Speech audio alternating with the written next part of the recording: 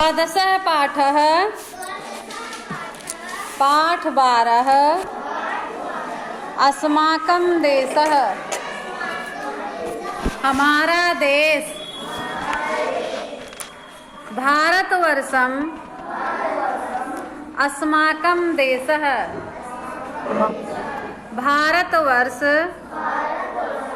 हमारा देश है। अस्माकं देशः अतीव शोभना अस्ति। हमारा देश बहुत सुंदर है। भारतस्य उत्तरभागे पर्वतराजः हिमालयः अस्ति। हिमालयात् अनेकाः नद्यः निर्गच्छन्ति। भारत के उत्तर भाग में पर्वतराज हिमालय है। हिमालय से अनेकों नदियाँ निकलती हैं। नदीषु गंगा प्रमुखा अस्ति। नदियों में गंगा प्रमुख हैं। भारतस्य दक्षिण भागे हिंद महासागरः अस्ति। भारत के दक्षिण भाग में हिंद महासागर है। भारतस्य पूर्व भागे म्यांमार देशः पश्चिम भागे च पाकिस्तान देशः अस्ति। भारत के पूर्व भाग में म्यांमार देश और पश्चिम भाग में पाकिस्तान देश है। देशे विविधाः भाषाः धर्माः च सन्ति। देश में अनेक प्रकार के भाषा और धर्म हैं। सर्वे जनाः स्नेहपूर्वकं वसन्ति। सभी लोग स्नेहपूर्वक प्रेम पूर्वक रहते हैं। बच्चों, इस पाठ में अपने भारत देश के बारे में बताया गया है। कहा जा रहा है इसमें कि भारत देश बहुत सुंदर है। हमारा भारत देश बहुत सुंदर है। भारत के उत्तर भाग में पर्वतराज हिमालय है। भारत के उत्तर भाग में कौन है? पर्वतराज। और दक्षिण भाग में क्या है? दक्षिण भाग में हिंद महासागर। क्या है? हिंद महासागर है। और हिमालय से अनेकों नदियां निकली हैं। बहुत सारी नदियां निकली हैं। उन नदियों में सबसे प्रमुख है गंगा नदी। कौन नदी? गंगा नदी। भारत के पूर्व देश में म्यांमार देश है और पश्चिम देश में पाकिस्तान देश है। यहाँ पर अनेकों जातियां हैं, अनेकों धर्म हैं, अनेकों भाषाएं हैं। सभी लोग यहाँ पर प्रेम पूर्वक रहते हैं।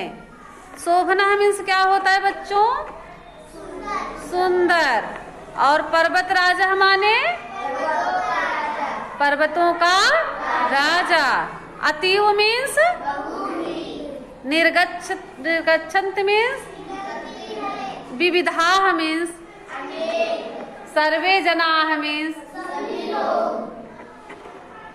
भारतस्य दक्षिण भागे किम अस्ति। भारत के दक्षिण भाग में क्या है?